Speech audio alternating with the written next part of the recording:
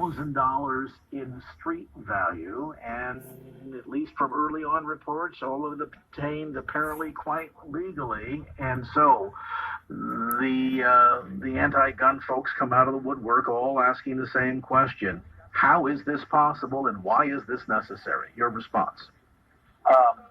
The AR-15 platform rifle. At first, it's a pleasure to be on with you. The AR-15 platform rifle is the single most popular type of rifle that Americans are choosing to own for a variety of reasons across the country, even here in California. It is a rifle that a design, a platform that can be used for many purposes, including personal protection, competition, hunting, target practice.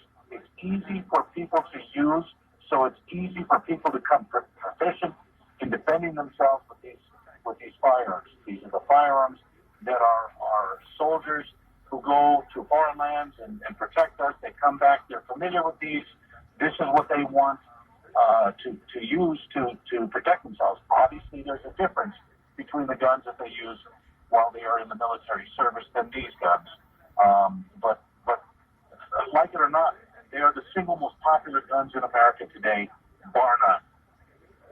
This usually brings up conversations about, well, do we need stricter gun control laws? Couldn't we have done something? Nevada has looser laws than a state like California, for example. These arguments seem to kind of go on ad nauseum, and I've suggested with the guest that was on just previous to you that, well, if tomorrow we said, okay, that's it, we're going to disband with the Second Amendment, we're going to get a constitutional convention going, we're going to say that's it, nobody can own guns anymore, save the military and the police. I suppose at the end of the day, the only people then will have access to weapons in the general population will be criminals, and those that wish to create carnage and mass destruction will just find another means, wouldn't they? Absolutely. I had an interview this morning with the BBC in the United Kingdom, and they mentioned the same thing. Here we have a country with no guns, and our crime rate is really low. And I said, well, how did that work for you when the IRA brought whatever guns they wanted to commit whatever acts of terrorism in your country? And he says, well, that's a good point. How about in Oklahoma City, where somebody with evil intent in their mind and their heart filled a van full of manure, of fertilizer, and filled it with diesel gas, diesel fuel, and created one of the largest bombs ever used as a terrorist act here on this country? You're absolutely right. As long as we continue to focus in any way on the guns, the crimes are going to continue to happen. Gun control is not the solution. Here in California, we have laws that govern everything about guns. There is hardly any other law we can come up with, say, banning all guns. And still we had a situation like San Bernardino that occurred here. People complied with all of the laws, they did background checks, they did all that, and then they committed acts by modifying their guns, criminal acts by modifying their guns. This guy, we need a lot more information about what drove this guy to do these things with these firearms before we come to any sort of a conclusion. But let me tell you, it wasn't the guns that caused the problem. It was this guy. And until we focus on crime control and criminal control, we will continue to miss them, and they will continue to grow amongst us and commit their evil acts. So, and what's quite apparent here too, Sam, with what little we know this early on, that this was a well-planned, well-executed attack. He knew what hotel to be on what day, apparently facing what direction of the hotel to get best access to where the concert was taking place. He had apparently been stockpiling weapons for a number of years. Clearly, he had planned this weeks, if not months and months in advance. And I have to wonder if we, again, to capitulate to the gun control side, just said, that's it, we're going to outlaw guns. If somebody is bent on this kind of carnage, given how porous our borders are and the fact that last time I checked, there were laws in this country against marijuana, heroin, crack cocaine, the whole nine yards, and yet it is a multi-billion-dollar industry in this country that pours across the borders north, south, east, and west like an open sieve. I suppose if you outlawed guns, it could be as easy as saying we're going to outlaw illicit drug use, and it's still going to get in. It's somebody who really is bent on using a weapon for this purpose would still be able to ultimately get their hands on it if they really wanted to, wouldn't they? Absolutely. Your point is absolutely spot on. It's against the law to commit murder. How's that working for you?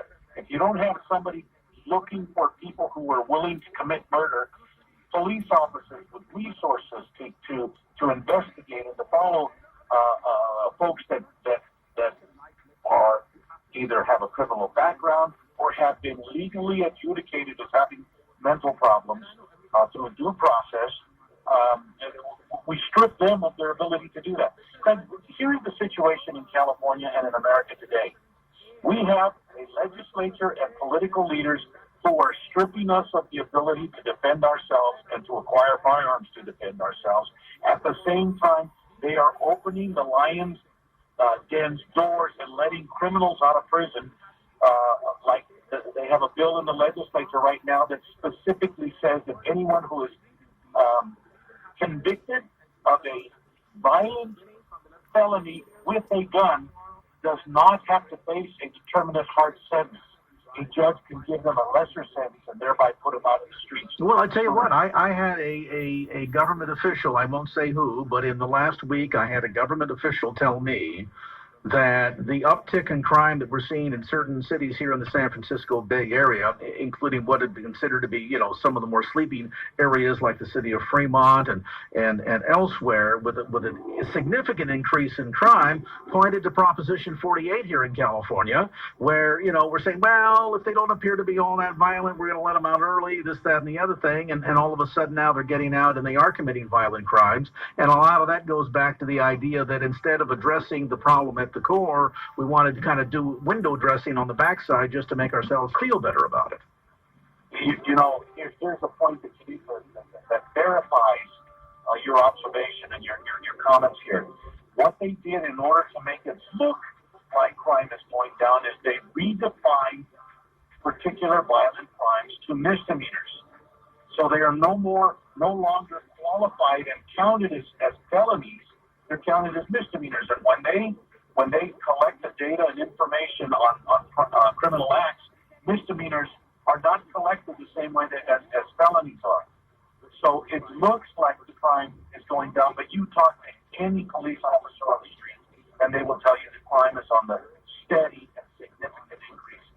And the new victims of crimes will be the first to tell you, man, we are in deep yogurt these days.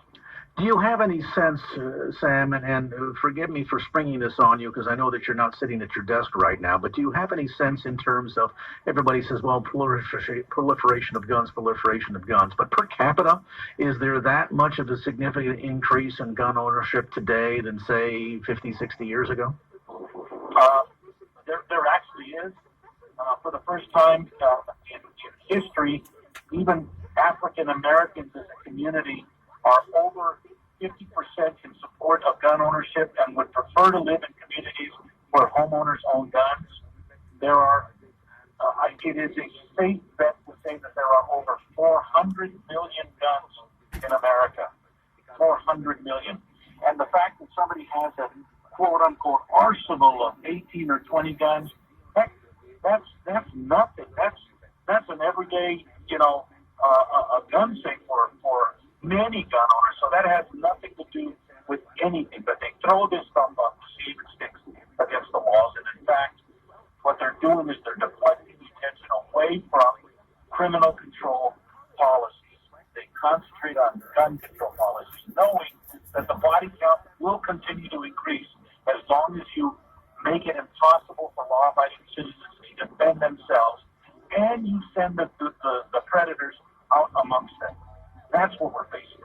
This dialogue, no doubt, will continue in the coming days and weeks. We appreciate you taking time out of your schedule to be with us today and give us a little perspective from the gun ownership viewpoint. Sam Paredes, he is Executive Director of Gun Owners of California and a board member of Gun Owners of America. All right. Thank you again, Sam, for being with us tonight. Okay, we're going to give it a bit of a rest. This is a heavy topic, and I think particularly so burdensome when you think about the sheer level of carnage. We need to be in prayer for the families, the survivors, the families of the victims, the survivors, those that are still in hospital, those that have a long, long road of recovery ahead, not just physically, but emotionally. I think we need to pray that God will visit our nation and that we will ponder not just the whys and the questions related to guns and all of that most normally something like this tends to bring to the forefront, as it has in this case. But that we will most importantly ponder where we're at as a nation spiritually. And that's a question that we don't collectively ask ourselves as much as we should. And I think that it's high time we do so. America tends to turn herself more seriously back toward God in times of great crisis and great tragedies. We certainly saw that, in the days and weeks following the Islamic attack on New York and the Pentagon in 2001. Maybe this is another time for us to engage in more self-examination, particularly as to where we are going morally and spiritually as a nation. 6 o'clock from KFAX. We're going to turn a corner to something a little bit more uplifting. Chip Ingram